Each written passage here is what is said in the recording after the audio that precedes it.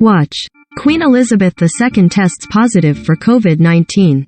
In 2001, a grand total of 15 songs spent time at the top of the Billboard Hot 100. For the unfamiliar, the music publication's weekly chart compiles data collected by Nielsen SoundScan relating to the sales performance and radio play, ranking the 100 most successful. The list is industry standard. Reaching the top of it is a big freaking deal. And 20 years ago, only 15 songs did it. Of those 15 songs, 6 of them, or 40%, belong to black women. To put that into some context, black women were only responsible for 22% of the number one hits in 2020. In 2019, just 12%. Quite simply, 2001 was a major year for black women in music. While their contributions continue to be felt year in and year out, regardless of their performance on the charts, a look at the totality of their impact 2 decades ago is enough to have the least sentimental among us longing for a trip back in time. After all, this was the year that gave us landmark albums. From Destiny's Child, Janet Jackson and Missy Elliott, introduced us to Alicia Keys, forced us to say goodbye to Aaliyah and saw Whitney Houston earn exactly what their estimable talent was worth. For a full look at just how special 2001 was, and just how lucky we were to experience it, check out the list below.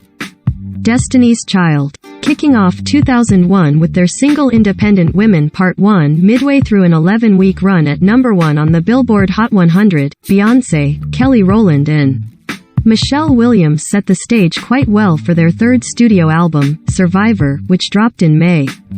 With hits like the aforementioned lead single, the title track, Bootylicious, which spent 2 weeks of its own at number 1, Emotion and more, the LP was quite the sensation, debuting at number 1 on the Billboard US 200 and staying there for 2 consecutive weeks.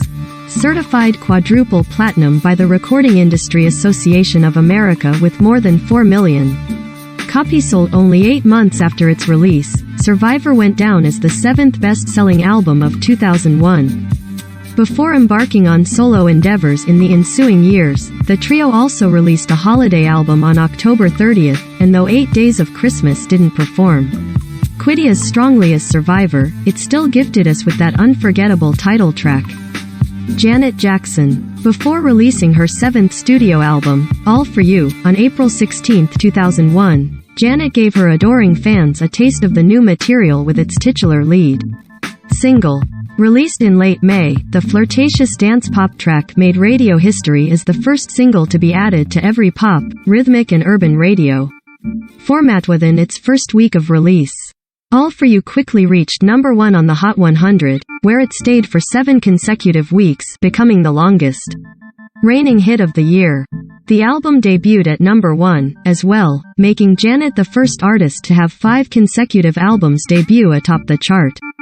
With the large street opening week sales of her career, the album also had the second highest opening week for any female artist in the Nielsen SoundScan era, which began in 1991. It was certified double platinum within a month, and went down as the 12th best-selling album of the year worldwide.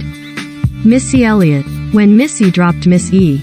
So Addictive in May 2001, her third studio album earned the trailblazing rapper her career highest placement on the Billboard 200, debuting at its peak of number 2. Certified platinum 2 months later by the RIAA, the album is best remembered by its pair of unforgettable club hits, Get Your Freak On and 1 Minute Man. As if that wasn't enough, she also co-produced the wildly successful cover of Lady Marmalade that ruled the airwaves that year, spending 5 consecutive weeks at number 1 in early summer. Alicia Keys. 2001 also marked the arrival of a promising newcomer who would quickly become a superstar when Alicia dropped her neo-soul, R. Minor in June. A confluence of elements from jazz, hip-hop, blues, gospel and more, all masterfully interwoven with her classical pianist training, the album was an instant sensation, debuting at number 1 that June. Lead single Fallon spent 6 non-consecutive weeks atop the Billboard Hot 100 during late summer and or Lifefall. Alicia would go on to win 5 awards at the 2002 Grammys, including Song of the Year and Best New Artist, making her the second woman in history to earn that many in one night.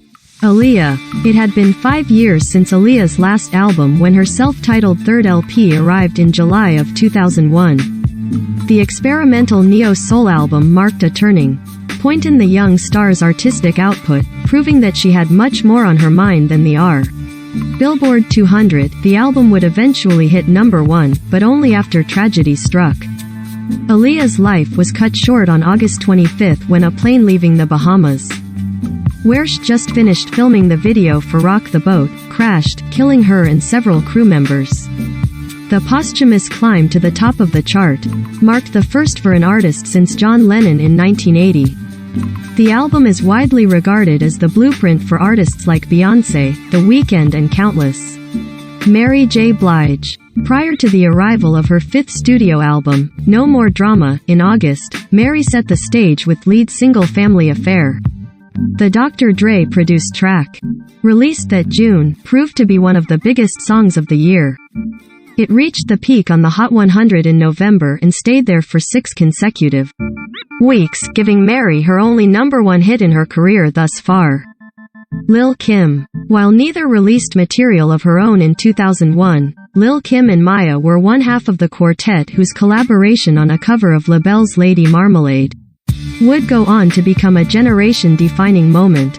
Spending 5 weeks at number 1 that summer, the song, which also features Pink and Christina Aguilera, became only the third airplay-only track in Billboard chart history to top the chart without being released in a major commercially available single format.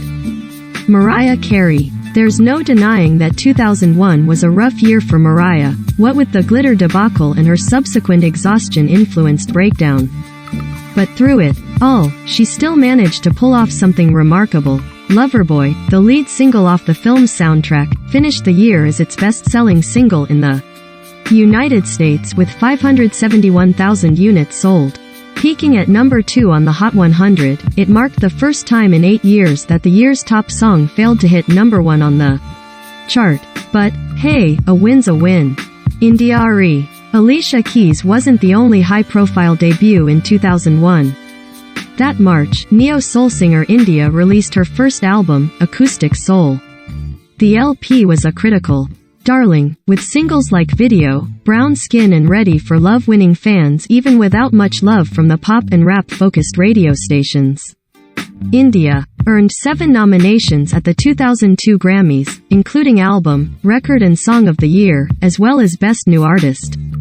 Eve. While not as commercially successful as her debut album 2 years prior, Eve still had a major year in 2001 thanks to the release of Scorpion in March. Debuting at number 4, the album was certified platinum by the RIAA within 2 months. And with hits like Who's That Girl? And the Gwen Stefani collab Let Me Blow Ya Mind, she was all over the radio. The latter would become the first song to ever win the Grammy for Best Rap Sung Collaboration when the category was introduced in 2002. The category has since been renamed Best Melodic Rap Performance. Whitney Houston. While she didn't release a single second of new material, Whitney had a major moment in August 2001 when she signed one of the biggest record deals in music history. Renewing her contract with Arista BMG, the icon guaranteed 6 studio albums, on which she would earn royalties, in return for a staggering $100 million. Yes, you read that number right. This story was first published on Saturday, February 6, 2021 at 3 a.m. Pacific Time.